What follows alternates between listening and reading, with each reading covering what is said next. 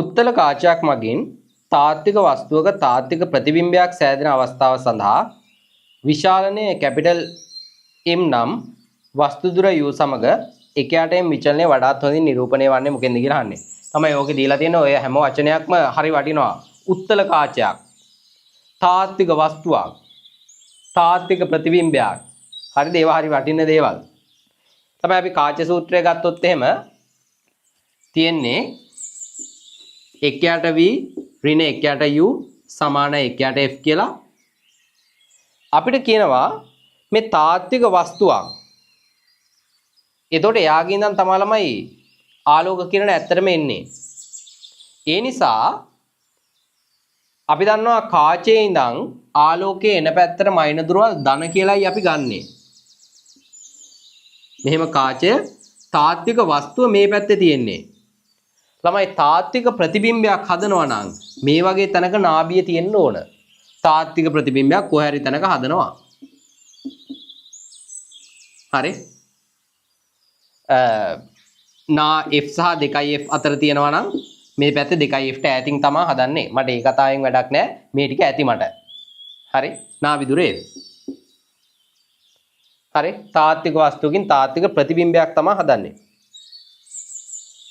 හරි. එතකොට කොහොමද ළමයි ලකුණු සම්මුතිය දාන්නේ? V කියන්නේ ප්‍රතිබිම්බ දුර. ළමයි මේ පැත්තට මයින දුරවල් ධන ආලෝකයේ එන පැත්තට මයින දුරවල් ධන ආලෝකයේ මෙහෙනුයි එන්නේ. හරි. ඒ නිසා මෙතන ආලෝකයේ යන පැත්තට මයින දුරවල් ඍණ කාචේ ඉඳන් බලන්න ඕන. ආලෝකයේ යන පැත්තට මයින දුරවල් ඍණ. ඒ නිසා ඍණ V. ඍණ එකයට U කියන එක්කෙනා ධනයි සමානයි. එකයට ඍණ F. හරි. දැන් ළමයි ඉස්සෙල්ලාම මම මේකේ මේ ඍණ ලකුණ අයින් කරගන්නවා. හරි. එකයට V ධන එකයට U සමානයි එකයට F. තමයි අපිට මේකේ අහලා තියෙන්නේ කැපිටල් M සහ U ඇසුරෙන්. ළමයි සාමාන්‍යයෙන් අපි කරන්නේ V ගෙන් ಗುಣ කරනවා. V ගෙන් ಗುಣ කරපුවාම මෙන්න මේ මෙතෙන්ට V එකක් එනවා. එයාව අයින් කරගන්න ක්‍රමයක් නැහැ. අපෙන් උත්තර අහන්නේ V සම්බන්ධව නෙමෙයි. U සම්බන්ධව. ඒ නිසා මම මේ සම්පූර්ණ සමීකරණයම U ගෙන් ಗುಣ කරනවා. හරි. එතකොට මට එනවා මෙන්න මෙහෙම. U බෙදීම V ධන මෙතන 1යි සමානයි U බෙදීම F කියලා. තමයි මේ තියෙන්නේ මොකද්ද? ඒ තමයි එකයට M කියන්නේ. මේ තියෙන ළමයි වස්තු දුර බෙදීම ප්‍රතිබිම්බ දුර. අපි දන්නවා ප්‍රතිබිම්බ දුර බෙදීම වස්තු දුර තමයි මෙයාගේ විශාලනය කියලා කියන්නේ. හරි. මෙතන තියෙන්නේ වස්තු දුර බෙදීම ප්‍රතිබිම්බ දුර. ඒ නිසා මෙයා තමයි ළමයි එකයට M කියන්නේ. ධන 1 සමානයි එකයට F වතාවක් U. අපෙන් ළමයි x අක්ෂයට U කියන එක නා දාලා තියෙන්නේ. ඒ නිසා මට මේක ලියන්න පුළුවන් එකයට කැපිටල් M සමානයි එකයට F වතාවක් U ඍණ 1යි කියලා. ඒ කියන්නේ ළමයි මෙන්න මේ වගේ ප්‍රස්ථාරයක්. මෙතන U මෙතන එකයට M මේ වගේ කෙනෙක්. මෙතන තමයි එක කියන එක්කෙනා. හරි. ඔන්න ප්‍රස්ථාරයක් එන්න ඕන. ඒ ප්‍රස්ථාරයක් තියනවද? ඔව් නේ තුන්වෙනි එක නේද? ඔව් තුන්වෙනි ප්‍රස්ථාරය. ඒක මොනවද තව කියලා දෙන්නේ?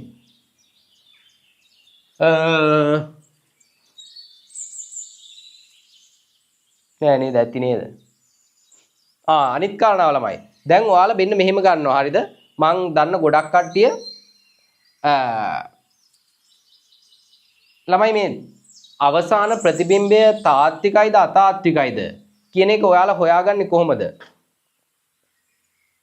අවසාන ප්‍රතිබිම්බය තාත්විකයිද අතාත්විකයිද කියන එක හොයාගන්නේ වස්තුව තියෙන පැත්තෙම ප්‍රතිබිම්බයක් හැදුනොත්. හරිද? අන්න එහෙම. තරහා යනවා එහෙම කිව්වම හරිද? වස්තුව තියෙන පැත්තෙම ප්‍රතිබිම්බයක් හැදුනොත් අතාත්විකයි. නැත්තම් තාත්විකයි. ළමයි මේ ඔයාලා ඉගෙනගෙන තියෙන තරම තමයි. හරිද? තමයි උත්තල කාච එකක් තියෙන මේ පද්ධතියක වස්තුව තියෙන පැත්තෙම ප්‍රතිබිම්බය හැදුනොත් අන්න එයා අතාත්විකයි. අවතල කාච එකක් තියෙන පද්ධතියක වස්තුව තියෙන පැත්තෙම තමයි ප්‍රතිබිම්බය හැදෙන්නේ. අන්න එතකොට අතාත්විකයි. ළමයි ඒ දෙකෙන් කියන්න බෑ. වස්තුව තියෙන පැත්තෙම හැදෙන හැම ප්‍රතිබිම්බෙම අතාත්විකේවා කියලා. හරිද? එහෙම කියන්න බෑ ළමයි. හරිද? උණ හැදුනහම කැන්සර් එකක්ද දන්නේ නැහැ. එහෙම හිතනවද? නෑනේ. හරි උණ හැදුනහම ළමයි කැන්සර් එකක් වෙන්නත් පුළුවන්. වෙන මොකක් හරි ලෙඩක් වෙන්නත් පුළුවන්. ඒක දවස් දෙකකින් යන්නත් පුළුවන්. හරිද? කියන්න බෑ උණ හැදෙන්නේ මොකටද කියලා. අන්න ඒ වගේ. හරිද? මේ වස්තුව තියෙන පැත්තෙන් ප්‍රතිබිම්බය හැදෙනවා කියලා ළමයි. ඒක අතාත්වික ප්‍රතිබිම්බයක් වෙන්නේ නැහැ. හරි දැන් හිතන්න මෙහෙම මේ වගේ එකක් හරිද? දර්පණයක් තියෙනවා. දර්පණයක් තියෙනවා. හරි මෙතන වස්තුවක් තියෙනවා. දැන් එයාගේ ප්‍රතිබිම්බය හැදෙන්නේ කොහෙද ළමයි? දැන් එයාගේ ප්‍රතිබිම්බය හැදෙන්නේ මෙහෙම ආලෝක කිරණ ගිහිල්ලා මේ කණ්ණාඩියේ එහා පැත්තේ හැදෙන්නේ ප්‍රතිබිම්බය සමාන දුරකින් හැදෙනවා. දැන් වස්තුව තියෙන පැත්තේ තියෙන ප්‍රතිබිම්බයක් හැදෙනවා නම් ඒක අතාත්විකයෙක් කෙනෙක්. හැබැයි වස්තුව තියෙන පැත්තට එහා පැත්තේ හැදෙනවා නම් එයා තාත්විකයෙක් කෙනෙක්. මේ තාත්විකයිද නෑ ළමයි. තිරයක් මතර ගන්න බෑ මේක. හරි? ඒස දර්පණයක්නේ අපි කියන්නේ කාච ගැන. කාච ගැනත් එච්චර තමයි කියන්න තියෙන්නේ. වස්තුව තියෙන පැත්තේ හැදෙන ප්‍රතිබිම්බ හැම එකක්ම ළමයි අතාත්වික ඒවා නෙමෙයි. ළමයි ප්‍රතිබිම්බයක් තාත්විකයිද අතාත්විකයිද කියලා අපි හොයාගන්නේ මෙන්න මේකෙන්. කඩිරි වලින්.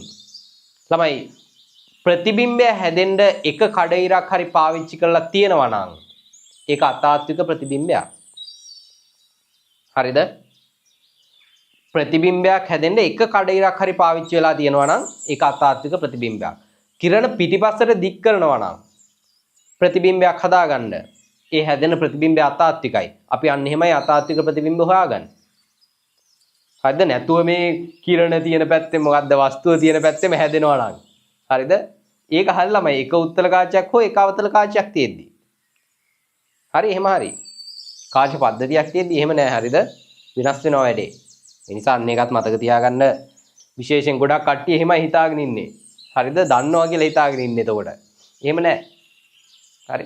සමහරලාට එහෙමවත් තියෙනවා නේ. දැන් තමයි ඒකත් දන්නේ. අප්පා වස්තුව තියෙන පැත්තෙම ප්‍රතිබිම්බ හැදෙන හැම එකක්ම අතාත්විකේව නෙමෙයි ඒ කියන්නේ. නෑ ළමයි එහෙම නෙමෙයි. හරිද? අතාත්විකේව නෙමෙයි. හරි තාත්විකේවත් හැදෙනවා. හරි. උදාහරණයක් විදිහට ළමයි මේ පැත්තෙන් අපි තිබ්බොත් එහෙම දර්පණයක්. හරිද? සමහර වෙලාවට මේ පැත්තේ තාත්වික ප්‍රතිබිම්බයක් හදාගන්න පුළුවන්. හරිද? වස්තුව තියෙන පැත්තෙම හදාගන්න පුළුවන්. හරි ඒ වගේ අවස්ථා තියෙනවා. හරි ඒ නිසා මේකට උත්තරේ නම් ලේසියි. ඔය තුන්වෙනි උත්තරේ එන්නේ. හරි මම ටිකක් ඔන්න කියලා දුන්නා ඔයාලා නොදන්න කාරණා කීපයක්. ඇත්තටම සමහර අය මේ වගේ දේවල් දන්නේ නැහැ. තාත්වික අතාත්වික ප්‍රතිබිම්බය වෙන් කරගන්නේ කොහොමද කියලා. හරි ඒකට තුන්වෙනි උත්තරේ එන්නේ.